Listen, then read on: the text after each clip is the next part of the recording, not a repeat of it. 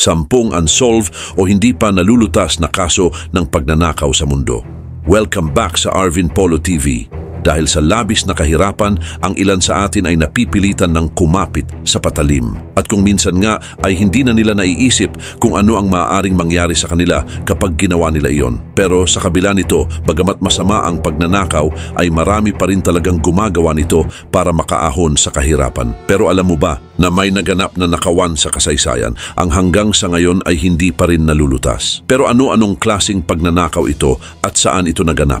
At anong plano at mga hakbang ang ginawa ng mga kawatan para hindi sila mahuli? At bakit hindi pa rin ito nalulutas hanggang sa ngayon? At sa video ngang ito ay samahan niyo ako na alamin kung ano-ano ang 10 unsolved heists and robberies na nangyari sa ating mundo. Kaya naman simulan na agad natin. Number 1, the Great Train Robbery. Ang Great Train Robbery ay naganap noong August 8, 1963. Isa ito sa pinakamalaking pagnanakaw na naganap sa kasaysayan ng Great Britain. Sa insidenteng ito ay kinuha ng mga magnanakaw ang halagang 2.6 million pounds mula sa Royal Mail train na bumibiyahe mula Glasgow patungong London. Si Bruce Reynolds ang itinuturing na leader ng grupo na kinabibilangan ng 16 na mga kalalakihan. Gumawa sila ng malinaw na plano at siniguro ang bawat detalye tungkol sa gagawin nilang pagsalakay. Sa tulong ng ibinigay na impormasyon ng isang tao na nagtatrabaho sa British Railways o kilala rin bilang The Ulsterman, ay nalaman ng grupo ang eksaktong daraanan at kung anong oras dadaan ang train. Maliban pa rito, bago nila isagawa ang kanilang plano, ay naglagay sila ng mga signal na parang mga stop signal upang nang sa gayon ay huminto ang train sa Bridego Bridge, malapit sa Mentmore, Buckinghamshire. At nang huminto na ang train, pinasok nila ang locomotive at binugbog ang driver nito na si Jack Mills gamit ang isang bakal na tubo. At ito ang naging dahilan kung bakit ito nawalan ng malay. Dahil dito ay matagumpay na nakuha ng grupo ang mahigit 200 na sako ng pera na naglalaman ng iba't ibang denominasyon mula sa mga bangko ng Glasgow na ipapadala sana sa London. Pagkatapos ng pagnanakaw ay nagtungo sila sa isang farmhouse na tinatawag na Leather Slade Farm. Napagdesisyonan nila na dito na lang muna manatili hanggang matapos ang pagsisiyasat ng mga pulis. Subalit, makalipas ang 1 linggo ay natagpuan ng mga authorities ang kanilang pinagtataguan. Kasunod nito ay natagpuan din ng mga pulis ang iba pang mga members ng grupo sa pamamagitan ng mga ebidensyang naiwan sa farm tulad ng mga fingerprints. Dagdag pa rito, maraming members ng grupo ang nahatulan. At ang ilan sa mga pangunahing members nito ay sina Bruce Reynolds, Buster Edwards at Ronnie Biggs. Si Reynolds ay nahuli matapos ang 5 taon ng pagtakas. Si Ronnie Biggs naman ay nakatakas mula sa bilangguan noong 1965 at nagtago sa iba't ibang bansa tulad ng Australia at Brazil. Number 2, Antwerp Diamond Heist. Ang Antwerp Diamond Heist ay isang historical heist na naganap noong February 2003. Ang heist na ito ay tinaguri ang Heist of the Century dahil sa paraan ng pagkakaplano at pagsasagawa nito. Ang mastermind naman nito ay si Leonardo Notarbartolo, isang kilalang Italian thief na member din ng isang organization na tinatawag na School of Turin. Ang Antwerp Diamond Center ay matatagpuan sa sentro ng Diamond District ng Antwerp, Belgium. Ito ay isang lugar na kilala sa buong mundo bilang sentro ng diamond trade. Mahigpit ang pagbabantay sa nasabing lugar, ngunit nagawa pa rin ng grupo ni Notarbartolo na makapagnakaw dito. At kasama sa kanilang mga nakuha ay ang 123 safety deposit boxes na naglalaman ng mga alahas, diamante, ginto at iba pang mahahalagang bagay.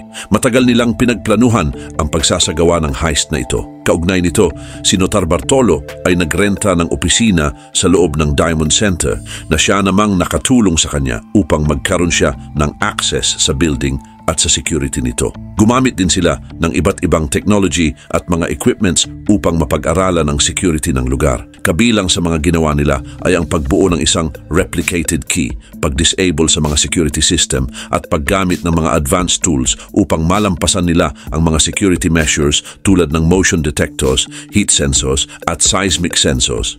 At noong gabi na isinagawa nila ang kanilang balak ay matagumpay silang nakapasok sa underground vault na may 6 na layered security system. Sa tulong ng kanilang advanced equipment, nalusutan nila ang lahat ng mga ito at matapos nilang makuha ang mga laman ng safety deposit boxes ay agad silang umalis. Halos $100 million ang halaga ng mga ninakaw na diamante, ginto at iba pang mahahalagang bagay. Ngunit sa kabila ng kanilang pag-iingat ay nagkaroon pa rin sila ng mga pagkakamali. Isang plastic bag na naglalaman ng mga natirang ebidensya ang naiwan ni Notar Bartolo. At ito ang naging daan upang matuntun siya ng mga pulis. Nahuli si Notar Bartolo at napatunayang nagkasala. Ngunit marami sa kanyang mga kasamahan ay hindi nahuli at hanggang ngayon ay hindi pa rin matatagpuan ang ilan sa mga ninakaw nila. Number 3, Bangko Sentral Burglary. Ang Bangko Sentral Burglary ay nangyari naman noong 2005 sa Fortaleza, isang bayan sa northeast part ng Brazil. Ang krimeng ito ay isinagawa mula August 6 hanggang August 7, 2005, kung saan ang mga magnanakaw ay nakakuha ng humigit kumulang 160 million reais mula sa isang branch ng Bangko Sentral ng Brazil. Umabot naman ng ilang buwan ang pagpaplano nila bago ito isagawa upang matiyak na magiging maayos at maingat ang mga hakbang na kanilang gagawin. At upang maisagawa ang krimen, ang mga magnanakaw ay nagrenta ng isang bahay malapit sa bangko. Dito ay nagpanggap sila bilang negosyante ng landscape. Mula sa bahay na ito ay naghukay sila ng isang 78 meters na tunnel patungo naman sa ilalim ng bangko. Ang tunnel na kanilang ginawa ay may taas na humigit kumulang 70 centimeters at naglagay din sila ng mga ilaw at ventilations upang maging komportable sila habang ginagawa nila ito. Samantala, makalipas ang ilang buwan ng paghuhukay ay isinagawa na nila ang kanilang plano at pumasok nga sila sa vault ng bangko. Ginamit nila ang ginawa nilang tunnel upang madaling makapasok at makalabas ng hindi napapansin. Ang vault na kanilang pinasok ay naglalaman ng napakalaking halaga ng pera dahil ang mga ito ay hindi pa napapalitan ng mga bagong perang papel. Dahil dito, ang mga magnanakaw ay nakakuha ng tinatayang 3.5 tons ng mga lumang perang papel. At matapos ang pagnanakaw, mabilis silang umalis sa lugar at tinangkarin nilang iligaw ang mga pulis upang hindi sila mahuli. Subalit, sa kabila ng maingat nilang plano, ay ilang members ng kanilang grupo ang nahuli. Gayon din ang mga pulis ay nakahanap ng mga lead sa pamamagitan ng pagsisiyasat sa mga naiwang bakas ng dumi at lupa mula sa tunnel at sa ilang mga fake documents. Sa huli, ilang mga members ng grupo ang nahuli at ilan sa kanilang mga perang ninakaw ay nabawi din. Ngunit sa kabila ng pagkakahuli sa kanila, hindi pa rin gaanong malinaw ang tungkol sa buong pangyayari. At ang ilan sa mga kasabwat nito ay hindi pa rin nakikilala at ang malaking halaga ng pera ay hindi na muling nabawi. Number 4, the Harry Winston Heist. Noong December 4, 2008, ang Harry Winston Store sa Paris ay naging target ng isa sa pinakamalaking jewelry heists sa kasaysayan. Dito ay nagawa ng mga magnanakaw na makuha ang mga alahas na tinatayang nagkakahalaga ng 80 million euros. Ang kanilang kasanayan at mga pamamaraan ng pagnanakaw ay nagdulot ng pagkabahala sa mga pulis, lalo na sa mga mamamayan. Kaugnay pa nito, ang mga magnanakaw ay nakadamit ng pambabae, may mga wig sa buhok at naka-makeup din upang hindi sila makilala basta-basta. Kasunod nito, pumasok sila sa tindahan ng Harry Winston at nagpanggap ng mga costumers. Ang store na ito ay kilala sa pagbebenta ng mga mamahaling mga alahas at mga relo. Ngunit ilang sandali lamang ay naglabas sila ng mga armas tulad ng handguns at assault rifles. Tinakot nila ang mga empleyado at mga costumers nito upang magbigay ng impormasyon tungkol sa kung alin sa mga items ang pinakamahal. Sa katunayan, masasabi na ang mga magnanakaw ay mayroong malawak na kaalaman tungkol sa layout ng tindahan at sa security na meron ito. Alam din nila kung saan nakatago ang mga pinakamahalagang items at mabilis nilang napuno ang kanilang mga bag ng mga alahas, relo at gemstones. At ang mas nakakagulat pa rito ay nagawa nilang makakuha ng ganun karaming items sa loob lamang ng 15 minutes. At pagkatapos nito ay mabilis silang umalis at iniwan ang kanilang mga biktima na takot na takot. Sa kabilang dako, ang investigasyon tungkol sa heist na ito ay naging malawak at nagkaroon din sila ng matinding pagsisiyasat. Ang mga pulis ay agad namang nagsagawa ng mga checkpoint at nagkaroon ng masinsinang pagsusuri sa mga CCTV footage upang malaman ang pagkakakilanlan ng mga suspect at upang makakuha sila ng iba pang mga impormasyon hinggil sa pangyayari. Subalit, naging mahirap ang investigasyon dahil masyadong matatalino ang mga magnanakaw sa pagtatago ng kanilang mga identity. Ngunit, sa paglipas ng panahon ay naaresto din ang ilan sa mga suspect at ilan lamang sa kanilang mga ninakaw na alahas ang nabawi. Number 5. Hatton Garden Heist. Ang Hatton Garden Heist ay naganap noong April 2015. Ang insidenteng ito ay nangyari sa Hatton Garden Safe Deposit Company sa sentro ng Hatton Garden. Ito ay isang lugar na kilala sa kanilang mga tindahan ng mga alahas at mga safe deposit boxes. Ang grupo ng mga magnanakaw o kilala sa tawag na The Bad Grandpas dahil sa kanilang edad at karamihan sa kanila ay nasa edad na 60 hanggang 70 na. Ang operasyon ng pagnanakaw ay sinimulan noong gabi ng Huwebes Santo, April 2, at tumagal hanggang sa Sabado ng umaga, April 2, 2015. Ang mga magnanakaw ay pumasok sa building sa pamamagitan ng isang fire escape at bumaba sa basement kung saan naroon ang vault. Gumamit sila ng high-tech na kagamitan tulad ng isang industrial drill upang makapasok. Nakapasok sila sa pamamagitan ng pagbutas sa makapal na pader ng vault. Ngunit sa kabila ng pagiging high-tech ng kanilang kagamitan, may ilang bagay pa rin silang hindi napaghandaan dahil ilang oras silang nagtrabaho sa loob ng vault nang walang sapat na protection laban sa alikabok at debris. Samantala, pinaniniwala ang nasa mahigit 14 million pounds ang halaga ng mga alahas, cash at iba pang mahahalagang bagay na kanilang nakuha mula sa 73 na safe deposit boxes. Bilang resulta nito, ang Hatton Garden Heist ay nagresulta sa malawakang pagsisiyasat ng Metropolitan Police Service. Isang surveillance operation na pinangalan ng Operation Nugget ang isinagawa upang matrace at mahuli ang mga suspect. At sa tulong ng mga CCTV footage at wiretaps ay natukoy ng mga pulis ang mga pangunahing suspect. Dagdag pa rito, noong May 2015 ay 8 lalaki ang naaresto at kinasuhan dahil sa pagkakasangkot nila sa nasabing nakawan, at ang mga pangunahing suspects ay sina Brian Reader, John Collins, Daniel Jones, Terry Perkins, Carl Wood, William Lincoln, Hugh Doyle at Michael Seed. At sina Reader, Collins, Jones at Perkins ay itinuturing na mga leader ng grupo. Si Reader, nakilala rin bilang The Master, ay mayroon ng mga records hinggil sa malawakang pagnanakaw. At noon ngang March 2016 ay napatunayang nagkasala ang 7 sa mga suspect kung kaya't hinatulan sila ng pagkakulong. Ang sentensya na ipinataw sa kanila ay mula 6 hanggang 7 taon na pagkakakulong. Karagdagan pa si Michael Seed o kilala rin bilang Basil at itinuturing na mastermind ng pagnanakaw ay nahuli noong 2018 at hinatulan naman noong 2019. Bagaman karamihan sa mga magnanakaw ay nahuli at naikulong, ang ilan sa kanilang mga ninakaw ay hindi na nabawi. Number 6. Gardner Museum Heist. Ang Gardner Museum Heist ay isa sa pinakamalaking hindi pa nareresolbang kaso ng art theft sa kasaysayan. Noong umaga ng March 18, 1990, 2 lalaking nakabihis bilang pulis ang pumasok sa Isabella Stewart Gardner Museum sa Boston, Massachusetts. Sinabi nila na may iniimbestigahan silang kaguluhan kung kaya't nakapasok sila sa loob ng museum. Nang makapasok na sila, iginapos at kinulong nila ang 2 gwardya sa basement. Matapos mapalitan ng mga gwardya, ang 2 magnanakaw ay nagkaroon ng halos 1 hour at 21 minutes upang pumili ng mga bagay na kanilang nanakawin.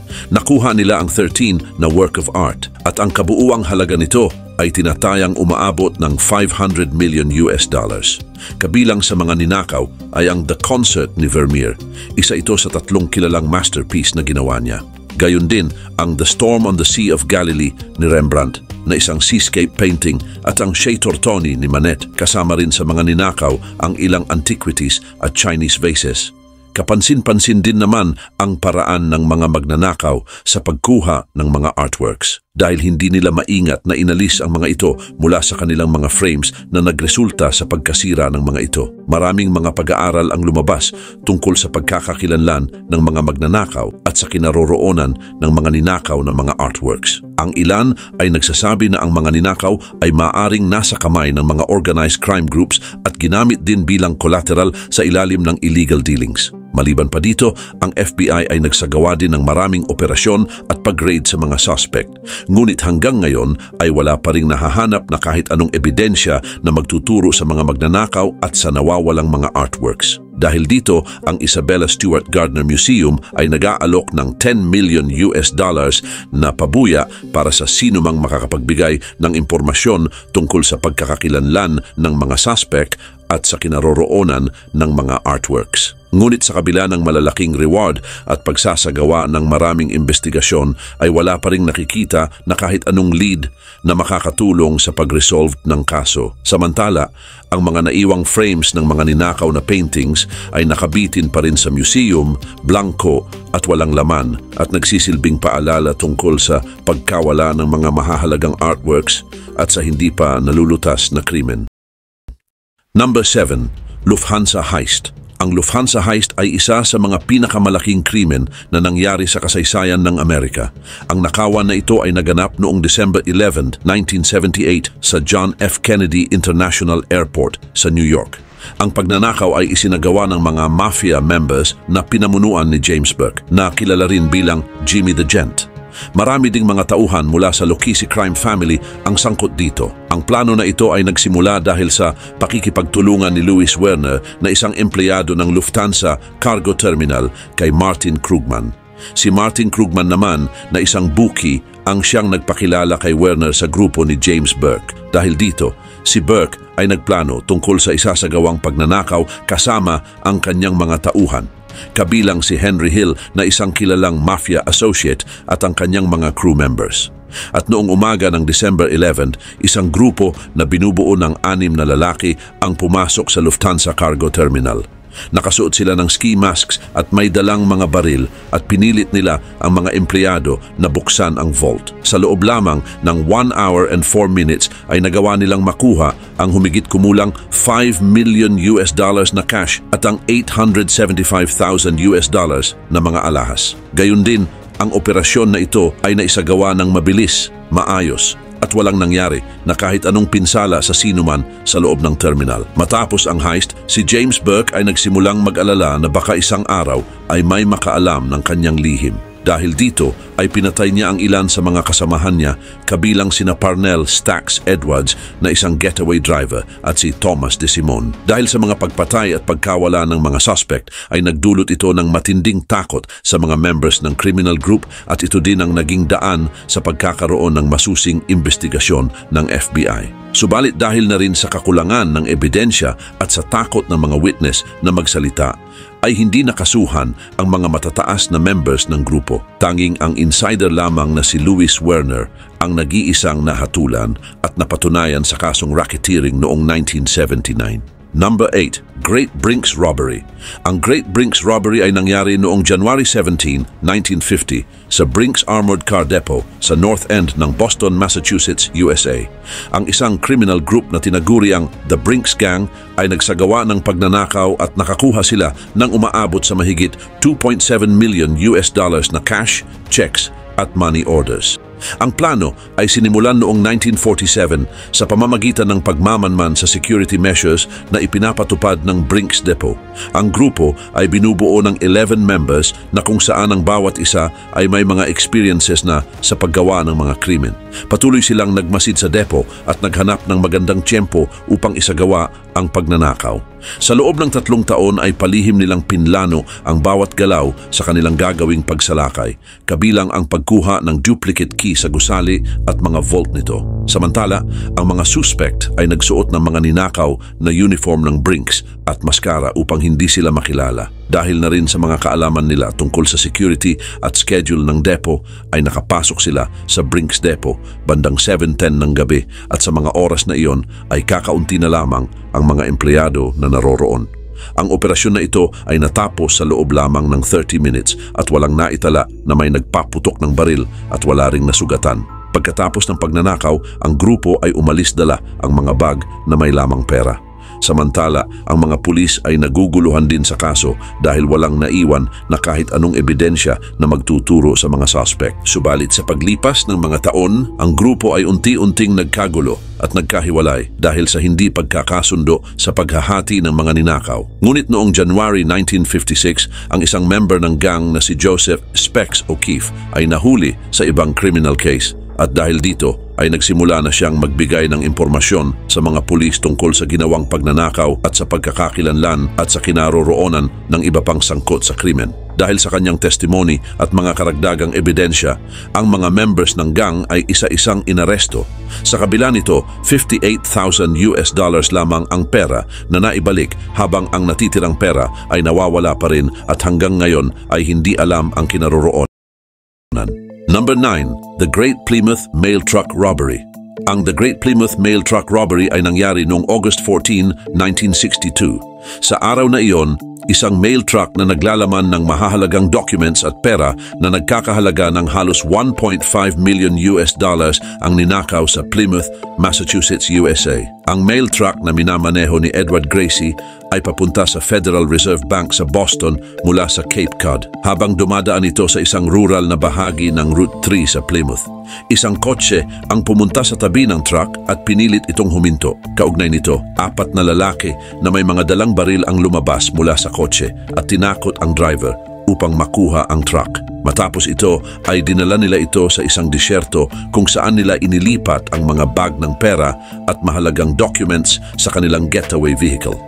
Ang mga suspect ay kinabibilangan ni na Raymond L.S. Patriarca, John Red Kelly, Angelo Sonny Mercurio at marami pang iba na lahat ay bihasa sa paggawa ng mga krimen. Ang kanilang plano ay maingat na pinag-aralan at naisagawa sa loob lamang ng kaunting minuto. Dahil dito, ang mga pulis ay hindi agad nakaresponde. Matapos ito ay agad na sinimula ng mga pulis ang investigasyon, ngunit kakaunti lamang ang mga ebidensya na mayroon sila. Ang mga witness ay nagsalaysay din na nakita nila ang isang puting kotse na ginamit ng mga kriminal, ngunit hindi ito sapat para matukoy ang kanilang pagkakakilanlan. Subalit makalipas ang ilang buwan, ang pulis ay nagkaroon ng lead tungkol sa kinaroroonan at pagkakakilanlan ng mga suspect. Ang ilan sa mga suspect, kabilang sina John Red Kelly at ilang members ng crime syndicate, ay naaresto at napatunayang may kinalaman sa pagnanakaw. Subalit ang ibang suspect ay hindi nahuli at tuluyang nakatakas sa batas. Gayon din, ang kabuuang pera na nagkakahalaga ng $1.5 million ay hindi na natagpuan. Number 10. Knightsbridge Security Deposit Robbery. Ang Knightsbridge Security Deposit Robbery ay naganap noong July 12, 1987 sa Knightsbridge Safe Deposit Center sa London. Ang operasyon na ito ay pinamunuan ni Valerio Vice na isang magnanakaw mula sa Italy at may malawak na karanasan sa mga high-profile heists. Ang plano ng pagnanakaw ay nagsimula sa pamamagitan ng pagkuha niya sa tiwala ng mga empleyado ng center. Si Vice, kasama ang kanyang mga tauhan, ay nagrenta ng isang safety deposit box upang magkaroon ng access sa loob ng building. Nang sila'y makapasok dito, gumamit sila ng armas upang takutin at kontrolin ang mga tauhan at mga kliyente. At matapos mapalitan ang mga guard, sinimulan na nilang buksan ang mga safety deposit box. Ginamit din nila ang mga advanced tools para ma-disable ang mga alarm system at ang security ng mga vault. Samantala, sa loob lamang ng ilang oras, nakuha ng grupo ang napakalaking halaga ng pera, alahas at iba pang mamahaling bagay. Ang kabuuang halaga ng kanilang nakuha ay tinatayang umaabot ng 60 million British pounds. Subalit dahil na rin sa mahusay na pagkakaplano nito, mabilis nilang naisagawa ang pagsalakay. Dahil dito, hindi na nagawang sundan ng mga pulis ang mga suspect. Matapos ang pagnanakaw, si Vice ay bumalik sa Italy, ngunit napagdesisyonan din niya na bumalik muli sa London upang i-retrieve ang kanyang Ferrari. Ang pagbalik niya sa London ang naging dahilan din ng kanyang pagkakahuli. Kaugnay nito, ang isang pulis na naka-assign sa kaso ay nakipag-ugnayan sa Interpol at sa mga autoridad sa Italy upang masundan si Vice. Ngunit kalaunan ay naaresto din siya at nahatulan ng 22 years na pagkakakulong. Maliban kay Vice, ang ilan sa kanyang mga kasamahan ay nahuli din. Ngunit ang iba pang mga kasabwat ay nakatakas at ang malaking halaga ng pera ay hindi na nabawi.